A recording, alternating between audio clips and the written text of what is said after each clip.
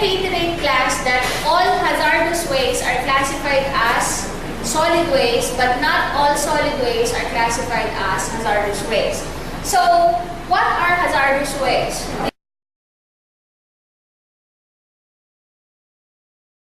This is defined by EPA. EPA is Environmental Protection Agency of the US, which is a counterpart of our DNR. These are actually waste that require special precautions in its storage, collection, transportation, treatment, or disposal to prevent damage to persons or property, and includes explosive, flammable, volatile, radioactive, toxic, and pathological waste. For this reason, we can characterize a hazardous waste into 4 different types based on the definition. Now, a hazardous waste or a solid waste will be a hazardous waste if it falls under this category, any of this category.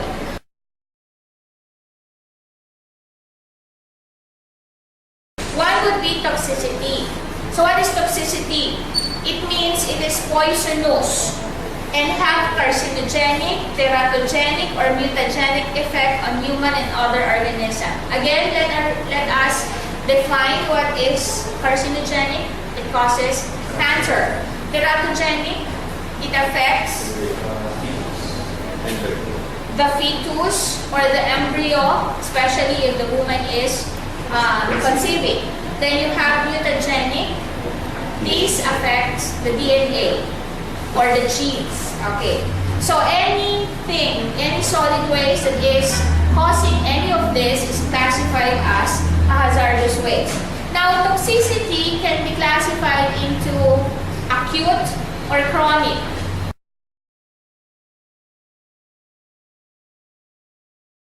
Now, what's the difference? Acute toxicity, the effects of one massive dose of the toxic substance. While for chronic toxicity, effects of exposure to small doses over longer periods. Please take note that the latter, which is your chronic toxicity, may be lethal, although a single massive dose is not. So for example, you remember what I discussed about cocktail effects?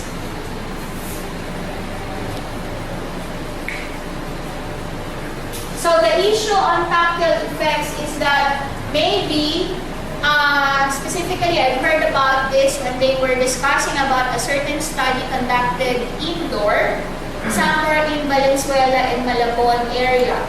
So they have conducted randomly swabbing of the walls, of the chairs, of the floors of certain residential houses, and they have realized and they have made this conclusion that it's more dangerous to stay indoor than to stay outdoor. Why? It has something to do with these effects. Okay. They have found from the swabs or from the laboratory analysis that the walls, the floors of the residential houses would have some toxic substances from cleaners, from chemicals that you put on the floor, on the walls, etc. So, these may be at a smaller dose, but when each of these will be combined and will contaminate your body, they may have this, what we call, cocktail effects. So, probably if you compare it with the standard of WHO, it's okay, but since these contaminants are not inherent in your body, there may be some physiological reactions that will bring about these cocktail effects. Probably this would explain also why we get sick more often now than before. Not only for outdoor pollution, but based on the study that I shared to you, it also would be because of the indoor air pollution. Okay, so that is related to toxicity.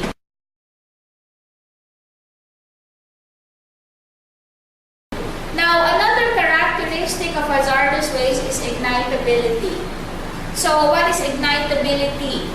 if the solid waste can ignite under certain condition due to friction-sensitive substances like solvents, ignition triggered by static electricity, that particular solid waste is classified already as hazardous waste.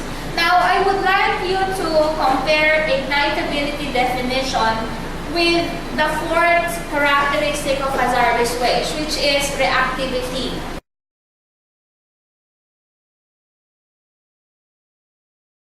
What is reactivity?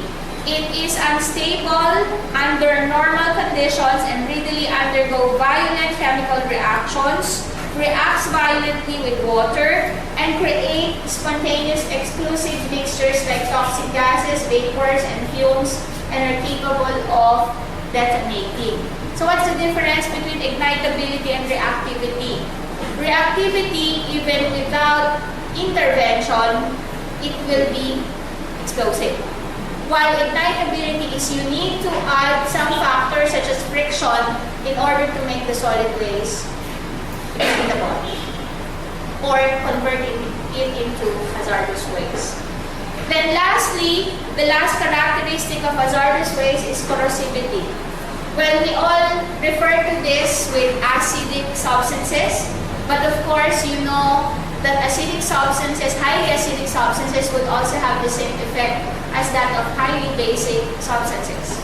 So corrosivity would refer to any of these substances that can be capable of corroding metals by chemical reaction and can even cause severe damage to exposed tissue.